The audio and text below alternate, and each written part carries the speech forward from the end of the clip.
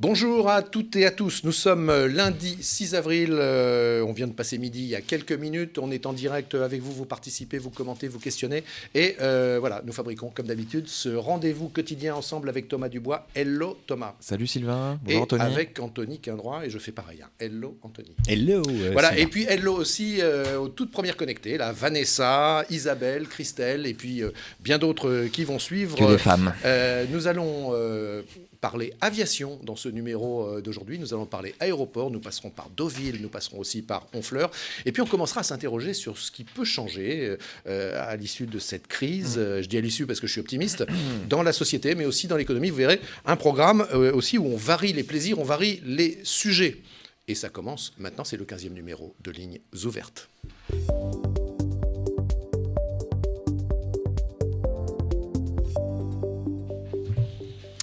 La une de Paris-Normandie, le port du masque généralisé. Mais ce qui est important, c'est qu'il y a un point d'interrogation, messieurs.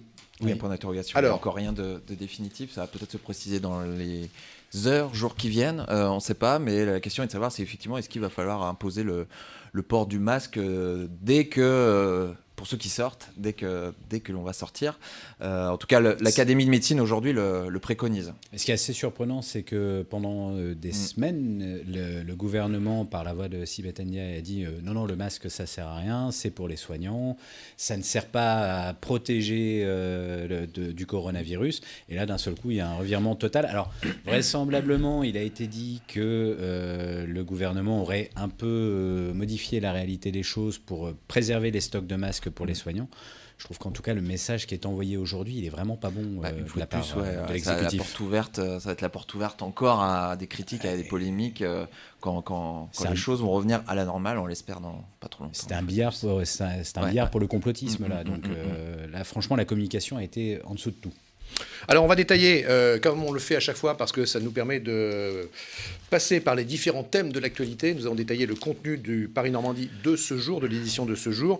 Mais juste avant, messieurs, en ayant d'ailleurs souhaité bon anniversaire à Isabelle. Bon anniversaire Isabelle. Bon anniversaire Isabelle. Voilà, Isabelle. Qui nous suit, quel âge, je suppose, du coup. Mais oui, c'est sûr. Voilà, c'est son anniversaire. Voilà, quelques images. On vous emmène à Dieppe. Il y a des images terrestres, il y a des images de drones réalisées, bien sûr, avec autorisation préfectorale. Elles sont de Michael Baudot de la société Drone Smart Images. Merci à lui de nous avoir fait parvenir ces images. Quelques instants de survol sur Dieppe.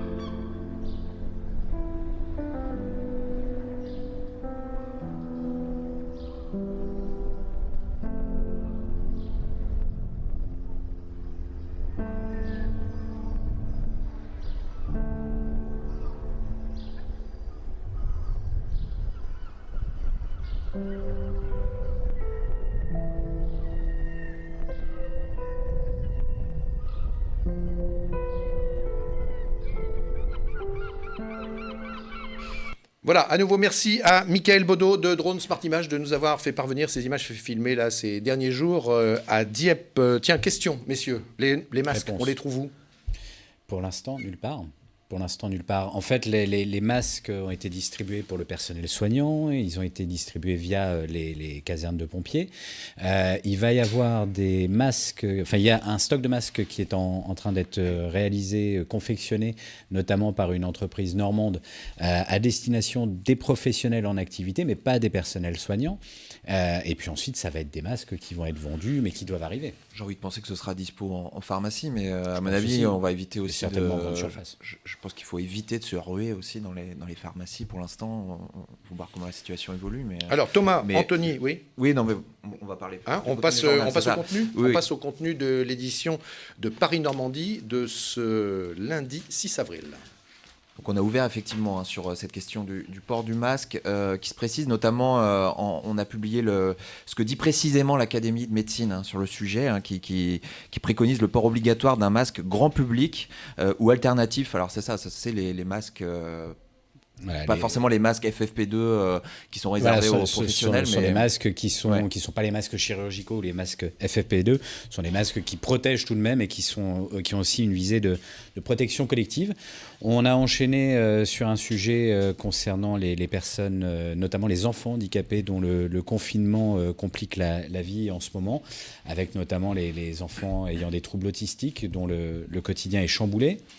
La suite, c'était un sujet sur la question de la Poste. Alors la Poste qui est obligée de revoir sa copie sous la pression de l'État, qui revoit sa tournée. La question des tournées qui étaient moins fréquentes en milieu rural posait un souci, en sachant qu'il y a aussi des syndicats qui sont très remontés pour le coup dans le sens inverse à la Poste, qui réclament justement plutôt une suspension de certaines des tournées, en tout cas pour des raisons de sécurité sanitaire. Pendant ce temps-là, messieurs, il y a Mathieu qui nous demande pourquoi Thierry Rabillet n'est pas là. Tout simplement parce qu'on fait un roulement. Voilà, ça change, ça tourne. Aujourd'hui, c'est avec Thomas et avec Anthony. On a Philippe. On salue Thierry. On salue il va très bien, Thierry. On salue Thierry Rabillet. On a Philippe qui était déjà avec nous ces derniers jours, qui nous refait un salut. Il se fait un salut à tous les Normands d'ailleurs, et il nous fait un salut depuis le Bénin.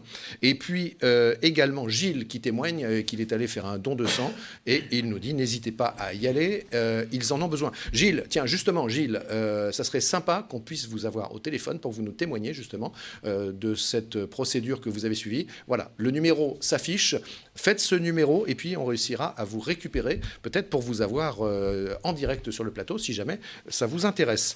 En attendant, nous repartons du côté de la Côte-Fleurie. C'est des images qui viennent d'hier après-midi, samedi après-midi, nous sommes à Honfleur, et juste après, on partira à Deauville, puisqu'on retrouvera Philippe Augier, le maire de Deauville.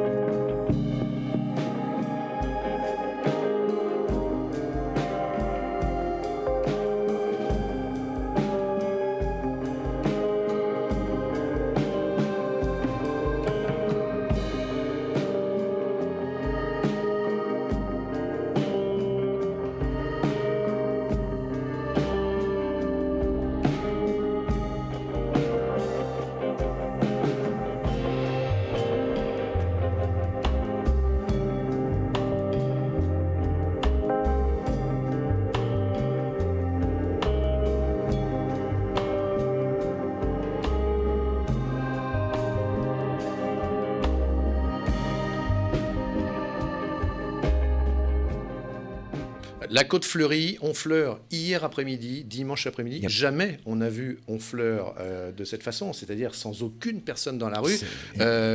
C'est étonnant, comme disait Thomas. Il n'y a pas eu de relâchement. Voilà. Ouais, il y a pas eu de relâchement. Non, mais on parle aussi du relâchement dans certains lieux, dans certaines villes.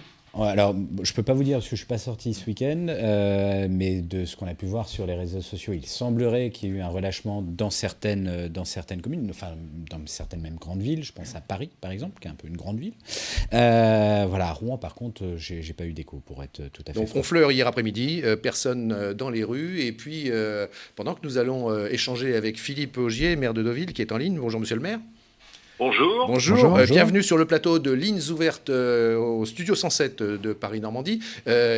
Pendant qu'on va échanger, monsieur Augier, on verra des images. Ce sont des images de Deauville qui ont été faites hier après-midi. On verra qu'il n'y a pas grand monde dans les rues non plus. Première question, Philippe Augier. Bonjour, déjà merci d'être en direct sur Lignes ouvertes.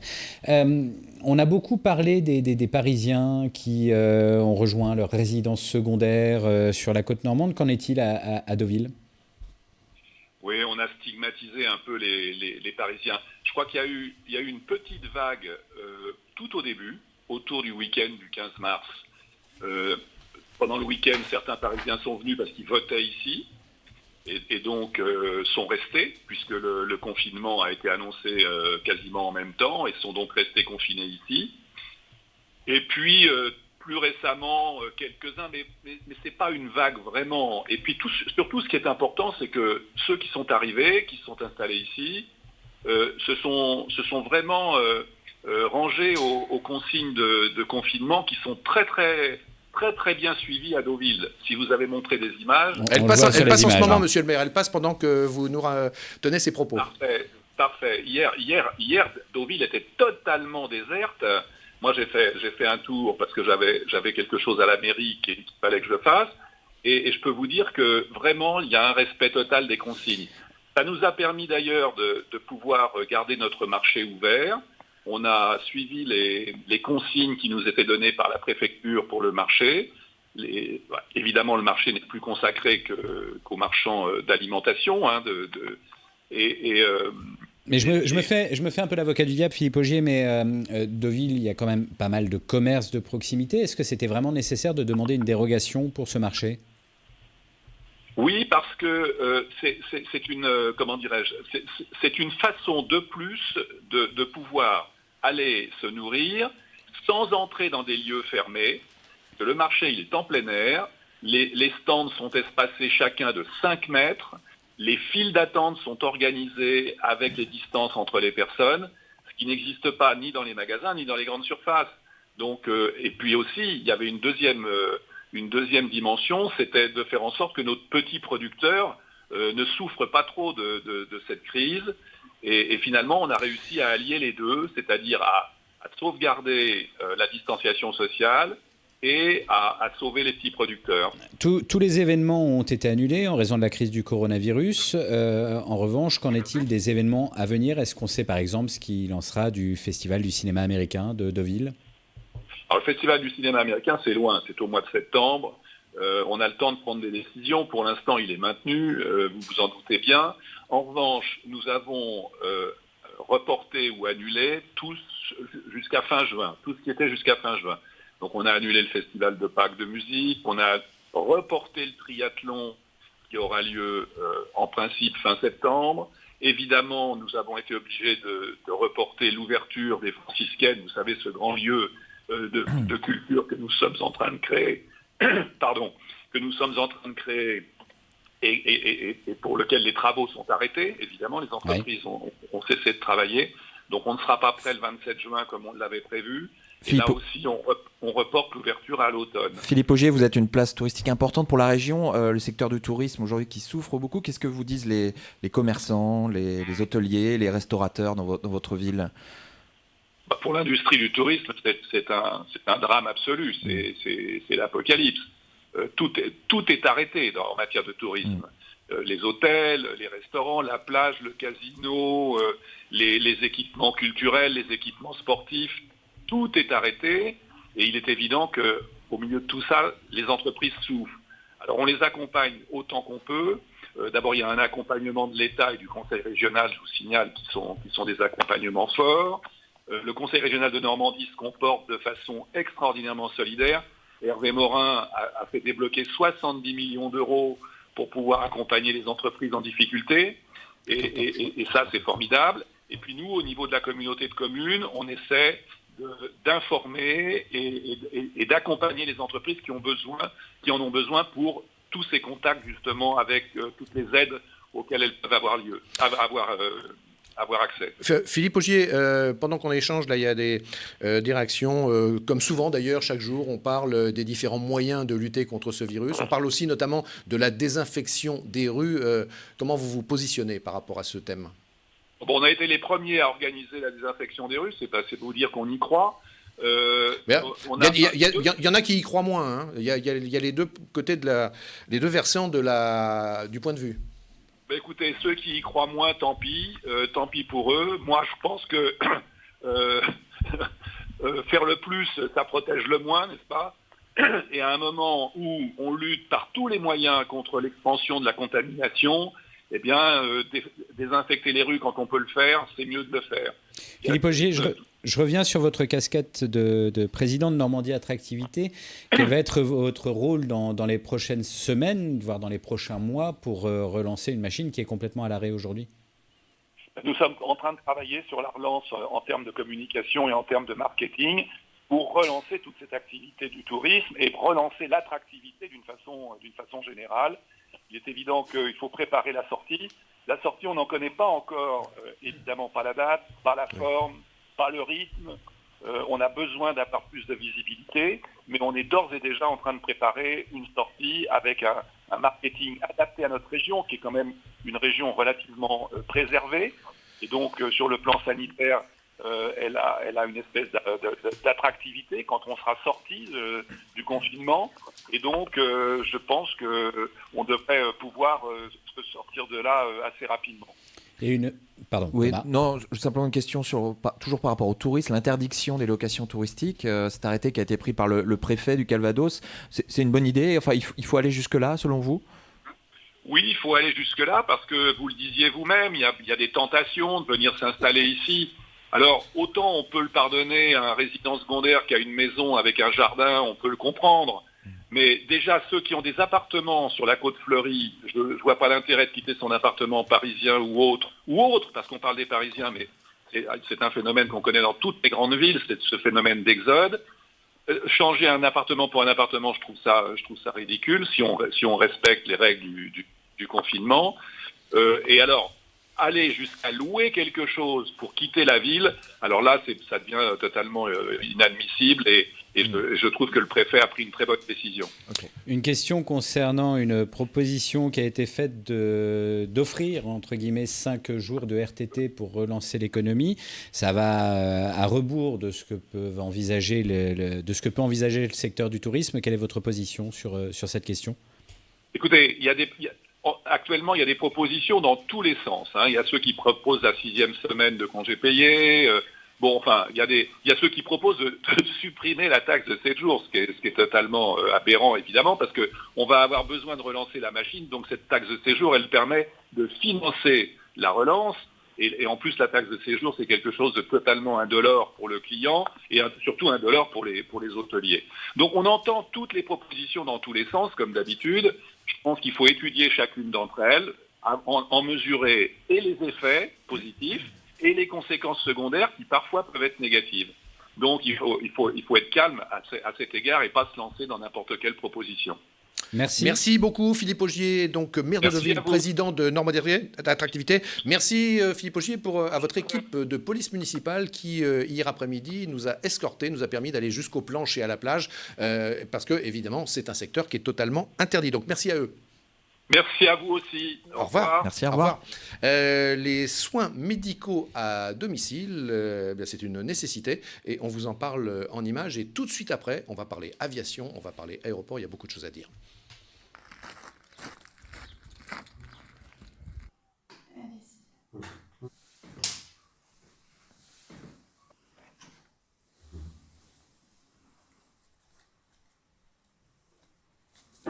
Voilà. Maintenant, je touche plus. On essaye de garder une certaine distance, même si en tant qu'aide-soignante, c'est très compliqué pour certains soins. On ne peut pas être à 1 mètre de distance, une distance physique.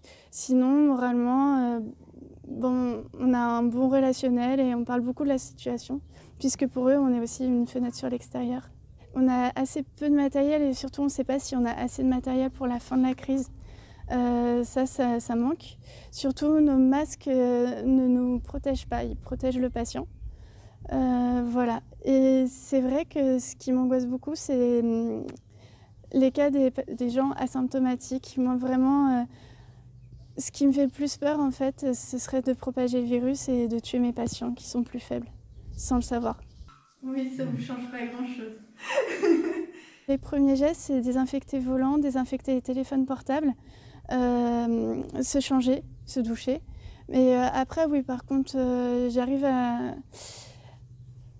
facilement à me vider la tête, surtout que pour l'instant, pour nous, en tout cas dans notre service, nous ne sommes pas encore confrontés. Nous faisons vraiment tout ce qui est nécessaire pour qu'on ne le soit pas. Mais voilà, même si ça plane, on arrive quand même à faire le vide. Vous êtes resté combien de temps du coup ? C'est bien, ça met du baume au cœur. Après, personnellement, je trouve qu'il y a beaucoup d'autres personnes qui les méritent.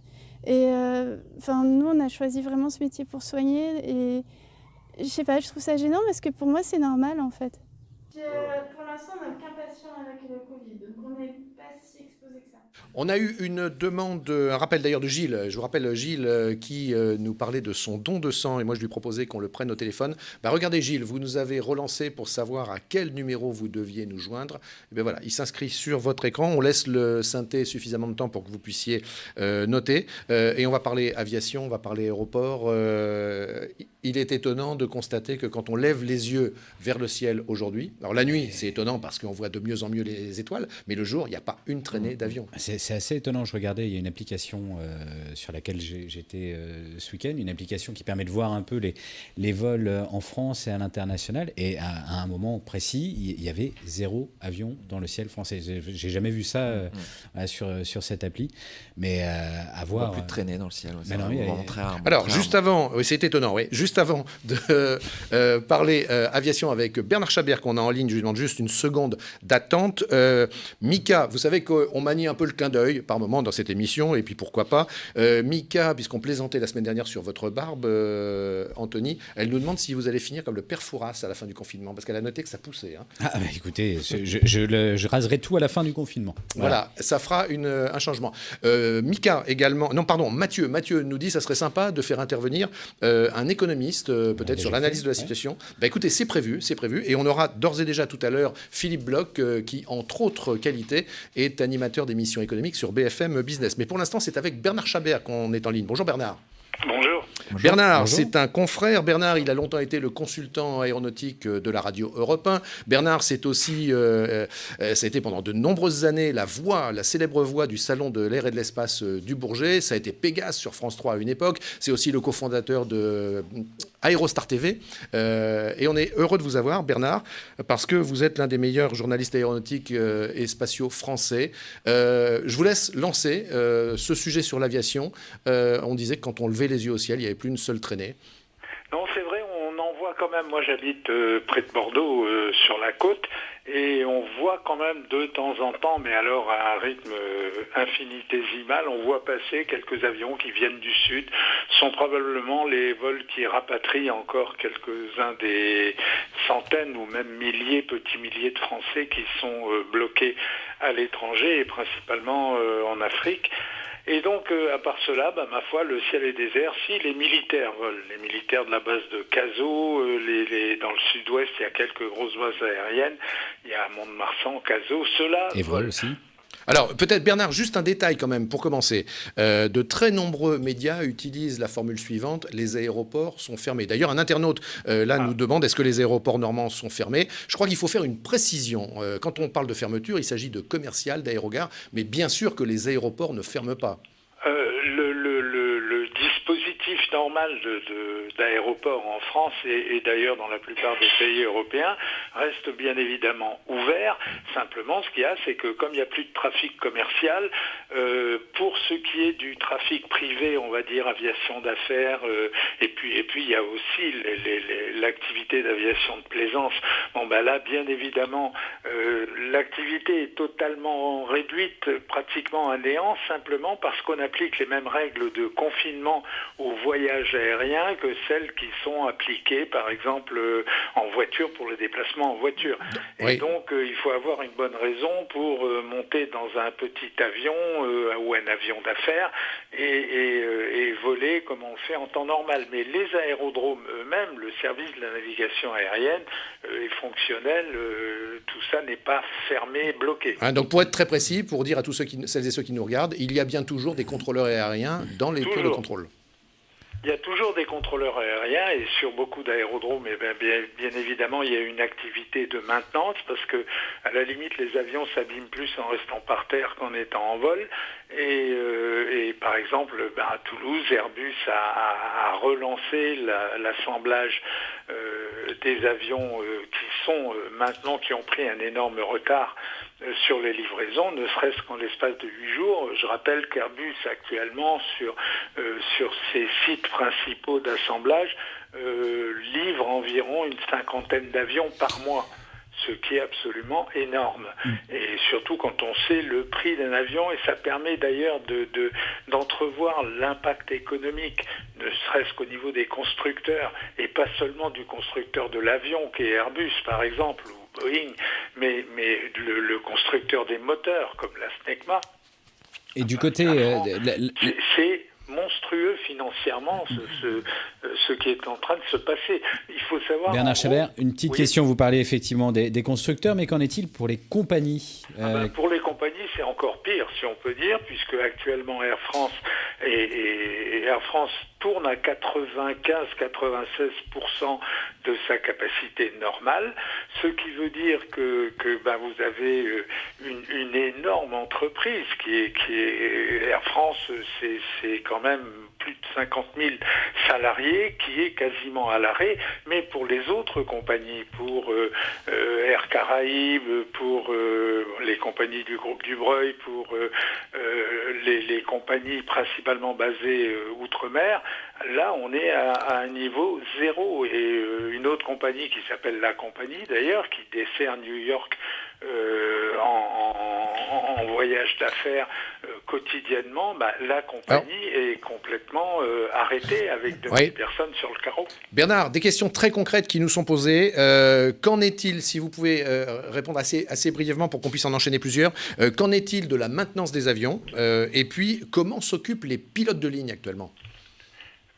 Les pilotes de ligne et finalement le problème des avions d'ailleurs comme le problème des membres d'équipage, d'ailleurs qu'ils soient équipages commerciaux, hôtesses et stewards ou pilotes, c'est que ces gens-là ont des licences qui ont des butées calendaires et qui doivent être renouvelées avec un certain nombre d'heures de vol, avec des conditions qui sont extrêmement draconiennes pour ce qui est du maintien des compétences. Et donc évidemment, quand vous avez une population comme ça de très très haute technicité et d'importance réellement stratégique, eh bien qu'est-ce qu'on va faire au moment du déconfinement ? Alors bien sûr, on va étendre les qualifications de type, on va prolonger les validités de licence, mais n'empêche que ce sont des métiers où la compétence est en permanence réalimentée par l'exercice de la profession. Alors, est-ce que ça veut dire qu'actuellement, ils font du simulateur, par exemple ? Non, même pas. Les simulateurs permettent d'entraîner les gens qui sont en formation ou en renouvellement de qualification, mais quand vous avez une compagnie comme Air France avec des milliers de pilotes, il n'y a pas suffisamment de simulateurs pour faire travailler des milliers de pilotes. Ce qui veut dire qu'il va y avoir, ne serait-ce qu'au niveau de la réorganisation interne d'une compagnie comme Air France, mais c'est aussi vrai pour Lufthansa, c'est vrai pour British, c'est vrai pour toutes les compagnies, même les compagnies du Golfe actuellement ont des problèmes d'ailleurs financiers énormes. Et justement, des États. Justement, ces problèmes financiers, vous parliez de l'intervention des États. Air France-KLM aurait demandé un prêt de 4 milliards au gouvernement. Est-ce que vous avez des échos ? 4 plus 2, c'est ce qu'on dit actuellement, parce que les situations en plus sont évidemment très très évolutive, et donc il y aurait une demande de crédit équivalent à 6 milliards environ pour le groupe Air France KLM, avec 4 milliards pour Air France et 2 pour KLM, mais pour toutes les compagnies dans le monde. Il faut bien voir que le transport aérien mondial a transporté l'an passé, il est en croissance évidemment, et cette croissance devrait continuer au moins jusqu'en 2030-2040 à peu près. Et l'an dernier, pratiquement un humain sur deux, statistiquement, un habitant sur deux de la planète Terre a pris l'avion au moins une fois. Il y a eu l'an dernier pas loin de 4 milliards de billets d'avion qui ont été émis et utilisés. Bernard, je vous avais interrogé sur la maintenance aussi. Qu'en est-il de la maintenance? Vous avez dit que les avions qui restaient au sol s'abîmaient plus que quand ils volaient. Alors la maintenance? C'est pas qu'ils s'abîment plus, mais c'est que un avion c'est presque un objet vivant, c'est un objet extrêmement complexe qui doit fonctionner pour fonctionner finalement. Si on les arrête, on va avoir après des procédures de remise en état. C'est ce qui est le cas actuellement quand vous avez des flottes. Imaginez les flottes des low cost par exemple, comme Ryanair ou EasyJet. EasyJet, avec 400 machines. Quand les machines sont arrêtées, pour les relancer et les remettre en service, il y a quelques petites journées de travail par avion. Alors Thomas. Non, simplement, je voulais peut-être rebondir sur la question d'Anthony, parce que concernant Air France, KLM, manifestement, la France et les Pays-Bas n'ont pas tout à fait la même vision, la même stratégie sur la façon d'assurer l'avenir économique de la compagnie, non ? Et on sait que de temps en temps, entre Air France et KLM, même s'ils ils sont parents, et puis il n'y a pas seulement Air France, KLM, il y a également Delta, puisqu'il y a l'association de ces compagnies qui forment un super groupe. Et donc chacun a un peu ses problèmes propres, ne serait-ce que des problèmes en matière de flotte, car les flottes ne sont pas homogènes. Chacun a une flotte, et même au sein de même type d'avion, il va y avoir des différences d'exploitation en fonction, par exemple, non seulement des méthodes de la compagnie, mais également de son réseau et des besoins techniques impliqués par le réseau. La remise en route de la machine transport aérien mondial, parce que là il faut sortir de la conception nationale de la chose. Le transport aérien mondial, c'est littéralement le système cardiovasculaire de la planète Terre aujourd'hui. Les affaires, le business, mais également les relations privées, pour ne pas parler du tourisme, dépendent. Tout cela dépend d'un système de transport qui existe, qui fonctionne, et dont on perçoit mal l'importance stratégique pour le fonctionnement même de la civilisation telle qu'elle est actuellement définie. Donc la remise en état de ce système, c'est un petit peu, si vous voulez, comme sortir d'un méga infarctus, un infarctus très grave pour un patient humain. Il va falloir... Merci beaucoup Bernard. Merci de nous avoir fait rentrer un peu dans les coulisses de l'aviation et des aéroports. Merci, à bientôt. Au revoir. Au revoir. On va donc avoir là, dans peu de temps, je crois, Gilles, cet internaute qui nous parle de don du sang.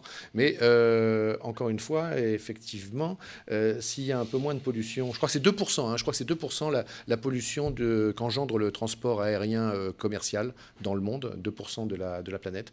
Ça fait toujours 2% en moins. Alors, actuellement. Je ne peux pas confirmer les chiffres, je ne les ai pas en tête, mais Thomas, pardon, vous alliez dire, tu allais dire. Non, mais je pense qu'ils reviendront très vite, mais c'est peut-être mon côté pessimiste, mais tant mieux, oui, tant mieux. Je suis pas sûr que ça dure très longtemps. Mais... On verra, mais peut-être qu'à la fin du confinement, les gens ne vont peut-être pas revoyager tout de suite. Quand je dis les gens, c'est même nous, d'ailleurs. Enfin, on est aussi dans cette situation-là, même si on vient travailler en ce moment. Ouais. Quand on aura les vacances, je ne suis pas sûr qu'on se dise tout de suite on va aller en Italie ou on va aller à New York. Alors on a Gilles en ligne. Gilles, bonjour. Bonjour. Alors Gilles, je le reprécise, si vous n'étiez pas là au début de notre programme, Gilles est cet internaute qui nous dit moi je suis allé faire un don de sang et puis allons-y tous. Et Gilles, merci de participer à Lignes Ouvertes. Faites-nous votre retour d'expérience de ce don de sang que vous avez vécu. Petite question Gilles, d'abord, vous êtes d'où ? Je suis de Rouen. Ok, et D'accord. vous êtes allé donner où? À Bois-Guillaume. Il va Ok. nous faire son rapport. Allez-y, faites-nous votre rapport, Gilles. Gilles, au rapport. Ouais. Écoutez, j'ai essayé de contacter la transfusion sanguine. C'est assez long quand même, parce qu'ils sont quand même pas mal débordés. L'UFS, oui. Donc il faut réessayer plusieurs fois. Donc là, j'ai réussi à obtenir un rendez-vous. Ça demande à peu près une semaine. Une semaine, donc vous avez donné quoi? Entre la prise du rendez-vous par téléphone et la prise de don du sang. Et vous avez donné quoi? Sang, plasma, plaquettes? Le sang aujourd'hui. Il y a des mesures particulières qui sont mises en place en ce moment par rapport aux gestes barrières, etc. Est-ce que vous pouvez nous décrire un peu la... Tout à fait. Il y a les chaises qui sont séparées à plus d'1 mètre. Quand vous arrivez, vous attendez. Vous êtes à peu près entre 1 mètre et 1,50 m de distance entre chaque personne. Après, on est reçu pour remplir un questionnaire, c'est normal. La situation habituelle. Comment? Comme d'habitude, le même questionnaire que d'habitude. Il n'a pas été Exactement. renforcé avec le Covid-19. Non. Il faut juste que les internautes qui y vont, ceux qui vont donner le sang aujourd'hui, qui sont des nouveaux donneurs, il faut surtout qu'ils se mettent bien en mémoire s'ils ont déjà été transfusés. Ça, généralement, on s'en rappelle. Oui. Mais bon, en tout cas, félicitations. Bravo Gilles. C'est quoi bravo pour votre acte solidaire. votre groupe sanguin? A positif. Bon, je ne sais pas d'ailleurs si on a toujours cette information est toujours validée, comme quoi les gens du groupe O seraient un peu plus protégés. On demandera à un professionnel de On santé demandera- quand on demandera au docteur Burel. On demandera au docteur Burel, qu'on salue d'ailleurs. Voilà. Merci beaucoup Gilles d'avoir témoigné dans Lignes ouvertes. De rien, c'est Merci, bien. Gilles. Et continuez comme ça, votre émission est formidable. Écoutez, c'est gentil. merci. Beaucoup. Merci à vous Et donc, de- vous de précisez nous que c'est sur rendez-vous en ce moment. On ne peut pas arriver comme ça Exactement, à l'établissement exactement. français du sang. Non, exactement. Sauf pour donner si ce sang. il y a le camion qui se trouverait dans la rue, mais je pense que le camion, En ce moment, je suis pas sûr qu'il y ait Non. de dons, enfin de collecte. Je ne pense pas. Sylvain Richoun me fait vas-y avance, mais j'ai avalé mes mots, voilà. Non, Donc, non. je suis pas sûr qu'il y ait des collectes Puis là, ambulantes. je peux pas vous aider en plus. Je maîtrise pas Merci le beaucoup sujet. Gilles. C'était sympa d'avoir saisi comme ça cette occasion, cette opportunité de témoigner en direct avec nous. Quelques images qui vous montrent qui vous rappellent que certains secteurs commerciaux, des points de vente de détail comme par exemple les boulangeries, eh bien, sont ouvertes, mais ça n'est pas selon la volonté du dirigeant, c'est une obligation. Regardez, en 2 minutes, on vous explique pourquoi, et puis vous pourrez retrouver cette interview complète sur pntv.fr dans l'après-midi. Déjà, avec le début de la crise, on a tous été un petit peu perdus et donc on a été obligés de, finalement, après le côté obligatoire dès mi-mars de fermer, de savoir si on devait rester ouvert et pas ouvert. Donc on a été déjà confronté à cette première question et il a fallu qu'on se renseigne sur nos métiers, si on avait une obligation de rester ouvert ou pas. Tout en sachant que nous, dans le métier de la boulangerie, on fait partie des métiers de nécessité qui fait qu'on est là pour nourrir la population du quotidien, même en temps de guerre. Une fois que le confinement donc, a été annoncé, une obligation de rester ouvert. Donc là, trouver des solutions d'abord sécuritaires, puisque on a l'obligation de trouver les moyens et les ressources pour sécuriser nos équipes et nos clients. Donc c'était la première problématique, avec une perception assez compliquée des clients qui pouvaient venir, parce qu'ils avaient l'impression qu'on restait ouvert pour se faire de l'argent sur le dos de nos équipes. On demandait à nos équipes de prendre des risques sécuritaire, alors que notre obligation était une obligation simplement déjà juridique et régalienne et citoyenne, puisque la première des choses qu'on doit faire en tant que guerre, c'est nourrir la population. Il y a la population qui doit être nourrie, soignée et puis sécurisée, donc on fait partie de ces 3 piliers. Et quand on le vit comme on le vit au quotidien, c'est ce qu'on essaie de faire passer au message à nos équipes, à nos clients. On est dans quelque chose de difficile, c'est un sentiment et puis qui dure. Donc il faut être résistant, il faut arriver à continuer à faire face, à la fois sur l'aspect opérationnel et puis pas flancher. Le combat il est encore long, la guerre est encore longue à gagner et donc on n'a pas le droit de flancher et faire flancher l'ensemble de son entreprise. Si on peut retirer quelque chose, c'est qu'il y a une vraie solidarité. Bien sûr, les comptes, il y a des gens qui feront les comptes de ce qui a été, ce qui n'a pas été, ce qui est normal ou pas, mais moi, tous les jours, ce qui me nourrit, c'est vraiment de voir une vraie solidarité. Tout le monde essaie de trouver des solutions. Il y a des vrais réconforts. Il y a des messages de soutien de gens qu'on n'a pas vus depuis longtemps, des amis, des équipes, la famille. Et ça, c'est source de plein d'espoir. Donc moi, je suis confiant à l'avenir. Ouais. Reportage complet à retrouver cet après-midi sur pntv.fr. On a quelqu'un qui nous demande si on a le pouls des commerces de centre-ville. Tiens, Anthony, sur les libraires, vous devez avoir 2-3 infos. Vous qui aimez bien les BD. J'aime bien les BD, j'aime bien lire en général, mais les infos, oui, sur les libraires, c'est pas très bon, évidemment. Ils s'inquiètent beaucoup, puisque là, tout est à l'arrêt. Ils s'inquiètent notamment d'un report des achats vers les géants du web, qu'on ne va pas citer ici. Mais voilà, donc leur conseil, c'est de dire... lisez sur tablette éventuellement, lisez votre stock. On a tous normalement des livres en retard, donc c'est le moment. Et puis attendons que les commerces rouvrent. Après, par rapport aux buralistes, par exemple, que j'ai pu rencontrer récemment, la plupart disent oui, on a beaucoup de monde pour les cigarettes, etc. Mais comme la plupart font aussi café à côté et que les cafés sont fermés, quand même une grosse baisse de chiffre d'affaires. C'est intéressant aussi de voir les initiatives qui se mettent en œuvre. Moi, c'est pareil, je vais parler à titre personnel, mais par exemple, les commerçants du marché de Sotteville, un gros marché, on voit qu'ils s'organisent aujourd'hui maintenant sur Internet. Vous pouvez commander en ligne, vous pouvez vous faire approvisionner quand même. Et mine de rien, voilà, il y a plein de choses qui se développent. Docteur Burel, vous êtes là pour quelques instants. On fait bref parce qu'on a peu de temps. Ravi de vous retrouver. Bonjour. Bonjour, Docteur Burel. Bonjour. 2-3 infos peut-être que vous souhaitez nous délivrer là en ce début de semaine. J'ai pas prévu d'infos particulières. Je crois que si j'ai bien reçu les chiffres de l'ARS, l'épidémie se développe en Normandie, ça s'accélère un petit peu. Alors les chiffres que l'on a sont un peu perturbés entre guillemets parce que comme il y a eu 52 patients qui sont arrivés dans les services de réanimation, il y a eu une augmentation naturellement un peu brutale de 17% ce week-end du nombre de patients hospitalisés, mais c'est un peu artificiel en ce sens qu'il y a des transferts qui viennent d'autres régions, quoi. Cette question de l'éventuel port obligatoire du masque désormais, quand on sortira, pour vous, c'est une bonne chose. Oui, c'est excellente. Je ne sais pas si vous vous rappelez, on s'est posé cette question-là il y a une quinzaine de jours à une époque et où on me demandait, on disait mais les masques en tissu, est-ce que ça sert à quelque chose? Et beaucoup pensaient que non. Et c'est une évidence que quand vous avez un masque en tissu, vous ne crachez pas et quand vous parlez, quand vous éternuez, vous n'envoyez pas des potentiels microbes autour de vous. Donc ça, c'est une très très bonne chose. Je pense que les Asiatiques l'ont compris il y a longtemps. Il y a des résultats de l'évolution du Covid dans pas mal de pays asiatiques de façon très favorable et rapidement favorable, qui sont sans doute pas étrangères à ce port du masque généralisé. Reste à savoir comment on va pouvoir se les procurer, on l'évoquait tout à l'heure ici. C'est très simple, à mon avis, tout le monde est en train de travailler. J'entendais à la radio en venant travailler ce matin une boîte de jeans qui est en train de fabriquer qui fait plus des jeans mais qui fait des masques en tissu. On peut individuellement, il y a des petites couturières dans toutes les familles qui peuvent faire cela. Il y a des tutos qui le font très bien. Rappelez-vous le tuto du CHU de Grenoble dont vous m'aviez parlé il y a 3 semaines.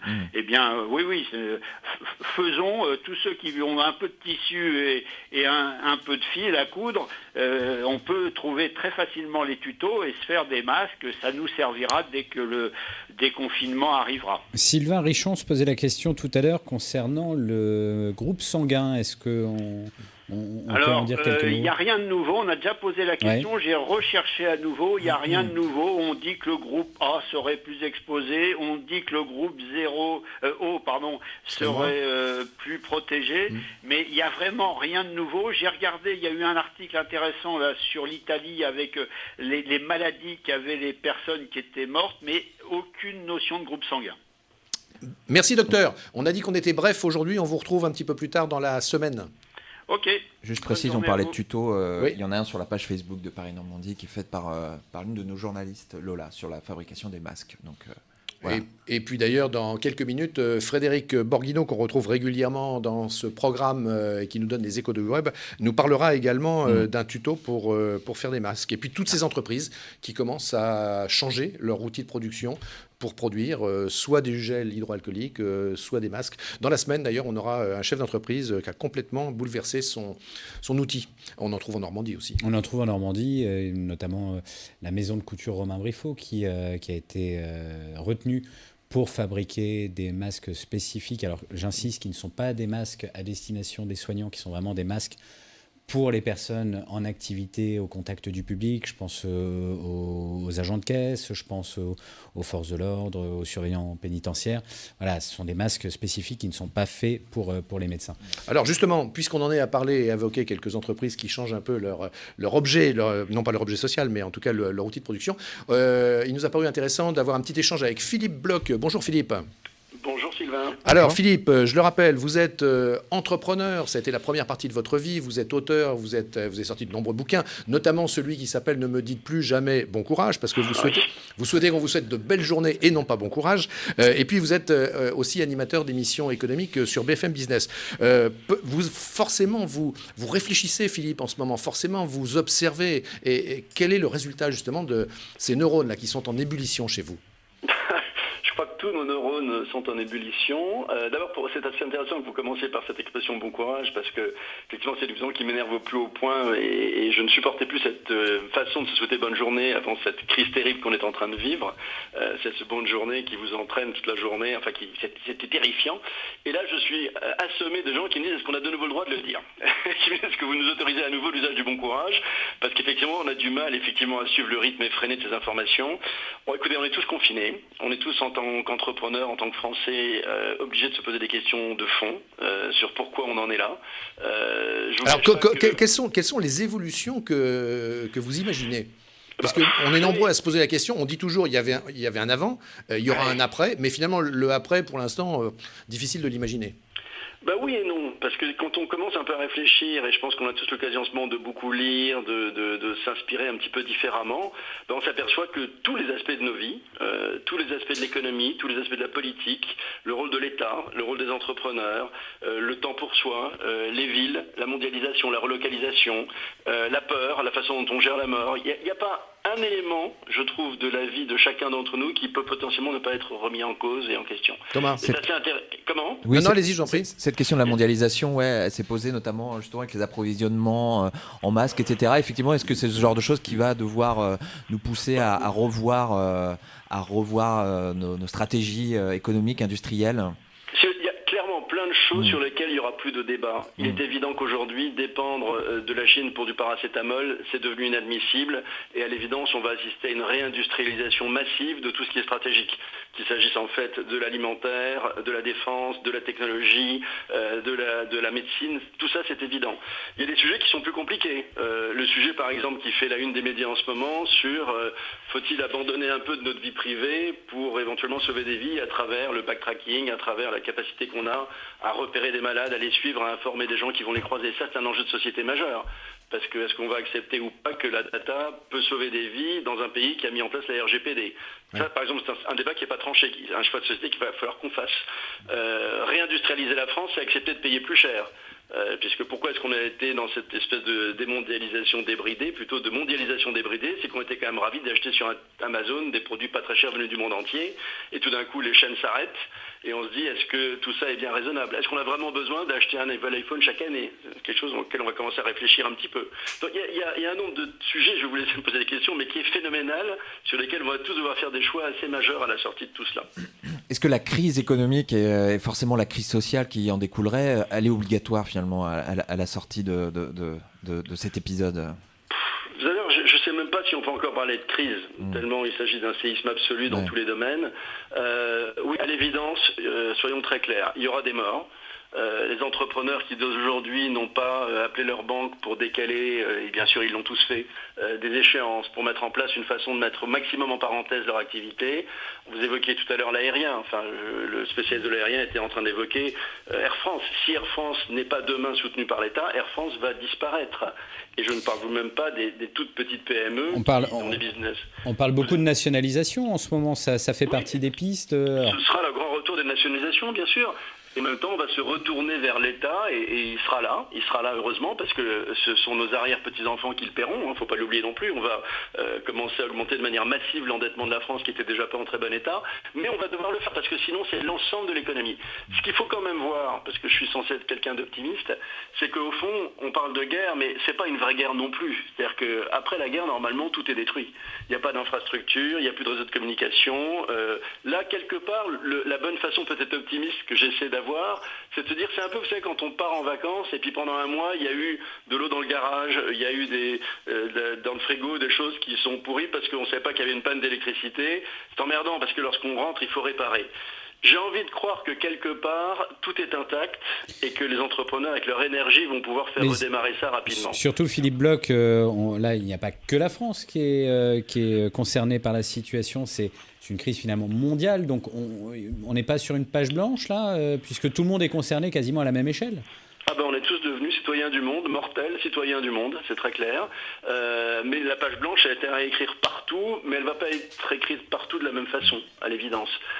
On voit bien d'ailleurs qu'il n'y a aucune coordination aujourd'hui internationale sur aucun sujet. Moi je suis fasciné qu'il n'y ait pas eu une réunion visible de l'ensemble des dirigeants de la planète pour essayer de coordonner des efforts tant de financiers que de santé, etc.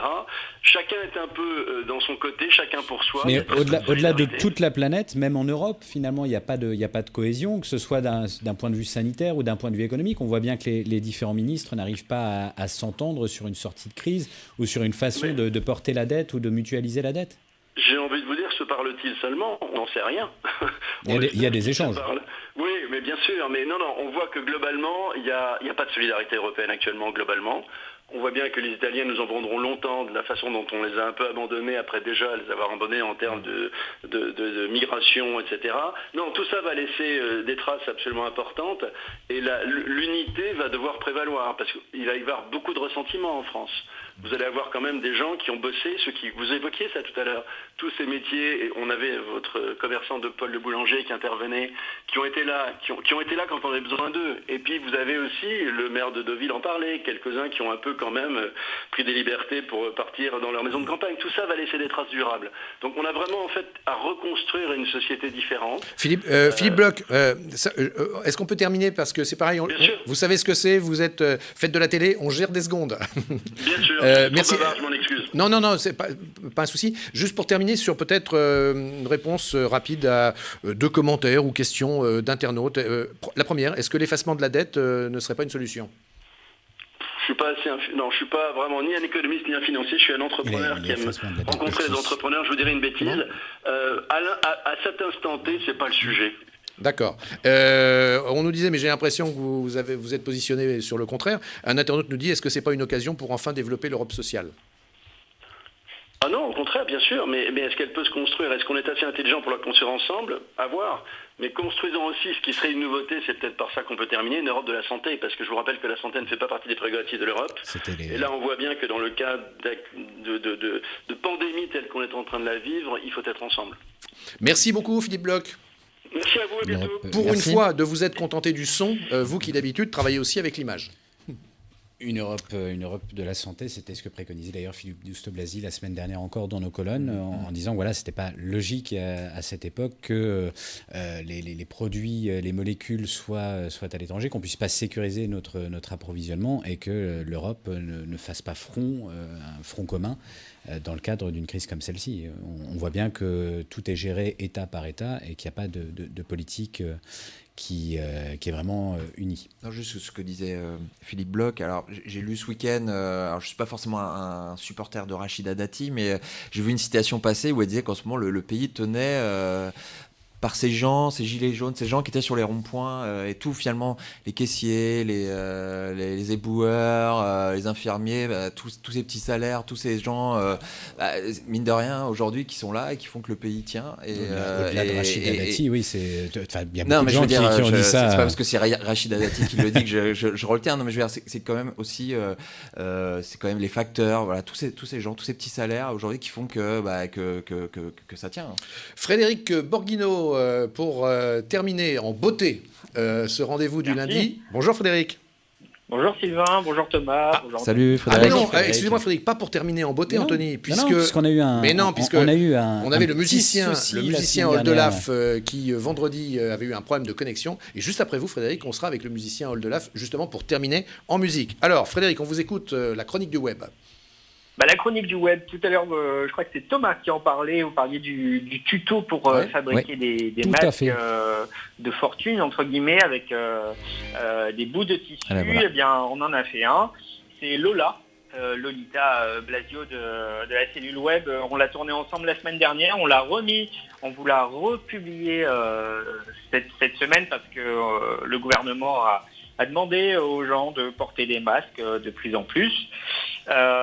Ensuite, sur notre site internet, on vous a concocté une carte avec tous les bureaux de poste ouverts, notamment pour les versements des prestations sociales. Vous êtes très nombreux à chercher un bureau de poste ouvert. On vous a fait une carte interactive avec tous les bureaux de poste ouverts dans toute la Normandie, dans les 5 départements. Ensuite, pour terminer, moi j'aurais une petite question. Est-ce que vous savez quel type de confiné vous êtes ? Oui, quel type de confiné ? Oui, j'ai fait le test. Bah lui, c'est un confiné barbu. Voilà. J'ai fait le test. Lolita, qui vous a concocté un quiz en 14 questions pour savoir si vous êtes un confiné stressé, résigné, libéré ou alors appliqué. Moi, je suis appliqué. Et donc, je vous invite à faire le test. Alors, Frédéric, puisqu'on se connaît un peu, je vous fais travailler. Alors, Anthony, ça serait quel type de confiné ? Ah non, mais il faut faire le test. Oui, mais je veux l'intuition de Frédéric. C'est quel genre d'un confiné, Anthony ? Oh, je dirais qu'il est plutôt libéré. Ah, c'est un confiné libéré. Je pense que c'est quelqu'un de libéré. Oui, ça me rappelle la Reine des Neiges. Et Thomas, alors, quel type de confiné ? Attention. Délivré ? Délivré ? Non. Je dirais appliqué aussi. C'est tout à fait ça. Frédéric, bravo. Fait ça, ouais. Tu as fait le test aussi ? Notre spécialiste du web, Frédéric Borghino, fait aussi de la psychologie fine. Oui, je suis assez d'accord avec vous, Frédéric. Okay. Je ressens les choses. Et alors, Sylvain, c'est quel type de confiné ? Libéré, parce qu'il est sur les routes tous les jours. Oui, c'est vrai. Ouais. Sur les routes, oui. Sur la route toute la sainte journée. Sur la route toute la sainte journée. Tiens, on ne pourrait pas avoir de Palmas dans l'émission ? Voilà. Merci beaucoup, Frédéric. Je vous en prie, toujours des infos pratiques sur notre toujours site très web. Pratique. Ouais. Et j'invite les gens à venir nous voir sur notre site web. Ça nous fait du bien de vous voir sur parisnormandie.fr. Très bien, super. Ça nous fait du bien de vous avoir. Un grand merci, Frédéric. À très vite. À très vite. Et puis oui, on va terminer en musique avec Oldelaf qu'on est en train d'essayer de contacter. Et j'espère qu'on va réussir. Je l'ai eu tout à l'heure au téléphone. Il m'a confirmé qu'il serait là. Voilà. Le temps peut-être que la régie compose le numéro. On pourrait peut-être repasser les images de sa contribution de ces derniers jours où il a pris une guitare et puis il a fait son petit showcase justement sur une reprise de la chanson de Nino Ferrer, La maison près de la fontaine. La maison près de la fontaine, couverte de vignes vierges et de toiles d'araignée, sent bon la confiture et le désordre et l'obscurité. L'automne,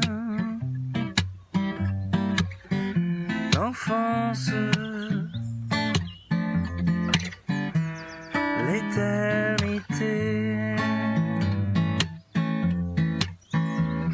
Autour, il y avait le silence,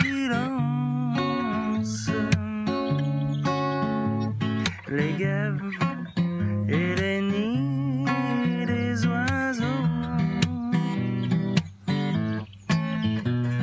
On allait à la pêche. C'était Oldelaf sur les réseaux sociaux il y a quelques jours. Alors là, il y a une malédiction sur Oldelaf. On l'appelle, il répond toujours pas. Tenez, on va réessayer une dernière fois. On va réessayer un petit peu. Je viens de lui envoyer un message. En vous repassant quelques secondes de son titre phare. C'est le titre qui l'avait fait connu, La Tristitude.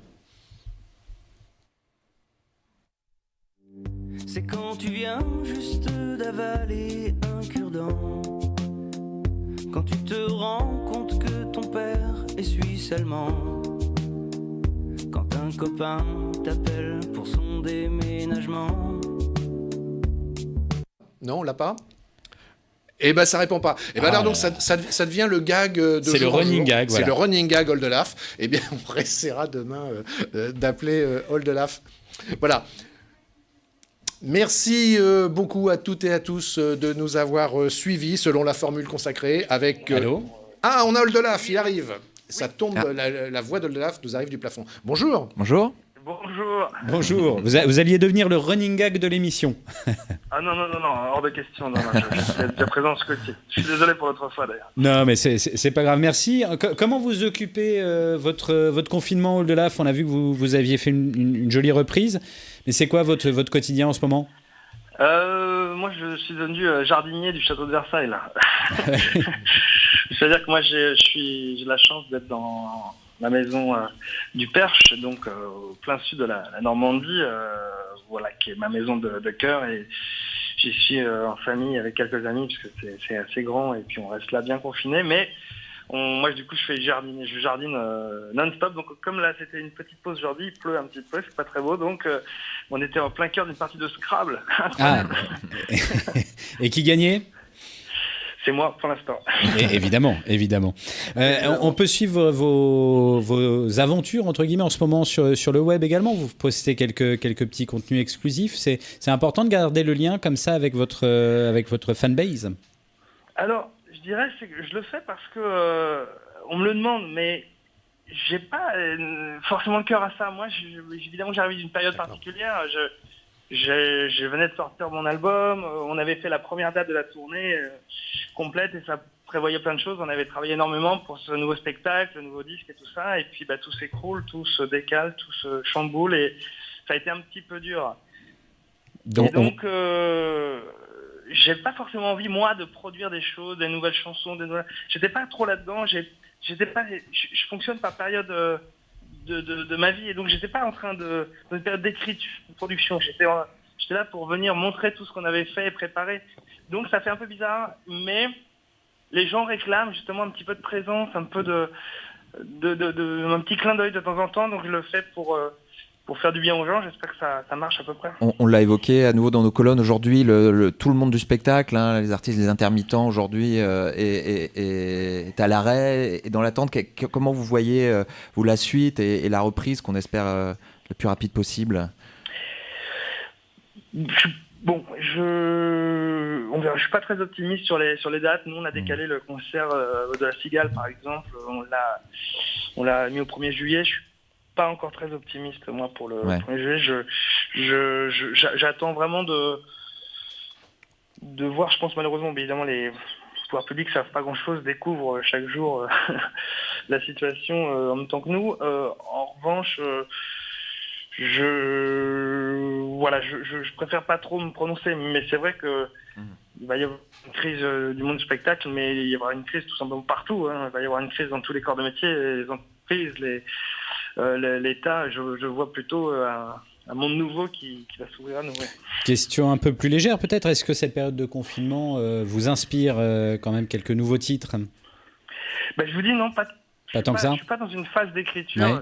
Ouais. Ça viendra et je suis déjà pour même la production, même pour faire les vidéos, il y a en effet, je l'ai dit, j'ai pas forcément envie d'écrire de nouvelles choses, mais surtout c'est que il y a pléthore de gens qui prennent leur guitare pour combler l'ennui, pour faire un peu du bien normal, mais tout le monde est devenu musicien sur Internet.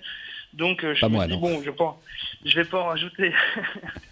On rappelle en tout cas que effectivement vous étiez censé être en concert à Évreux le 3 avril, concert qui a été évidemment reporté et que vous serez le 2 octobre, c'est ça, à Évreux ? Je crois que c'est ça, oui. Voilà, donc les places sont toujours valables. On prend note, on prend date. Ouais. Merci beaucoup. Avec grand plaisir. Merci d'avoir participé à Lignes Ouvertes. Ouais. Merci à vous. Bon confinement. Au revoir. Merci. Au revoir. Voilà, et puis on se retrouvera donc demain et on se quitte. Restez avec nous jusqu'au bout puisqu'on se quitte avec quelques minutes en images. C'est la saga d'Audrey la confinée. Je vais y arriver. Je recommence. D'Audrey la confinée. On sait le dire en ce moment, confinée. Production de ceux que nous appelons les Diepois créatifs. Voilà, on les suit jusqu'au bout. Et puis on se retrouve demain. Ciao Anthony, ciao Salut, Thomas. à demain. Et restez chez vous. Et restez chez vous, soyons solidaires. Surtout qu'il pleut.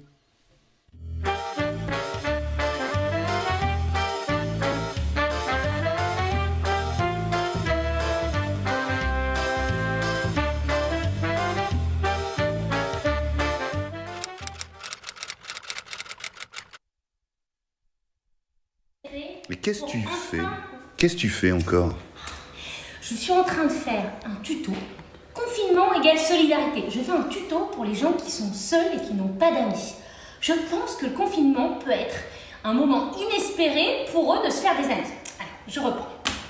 Donc, la première chose à savoir, c'est les réseaux sociaux. Il faut viser une seule chose, l'apéro-confinement. C'est le moment à la mode. Voilà.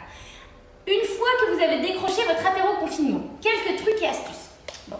Alors, si vous êtes seul, que vous n'avez pas d'amis, peut-être que probablement vous êtes un petit peu radin. Du coup, comment faire pour que ça ne se voit pas pendant cet apéro confinement?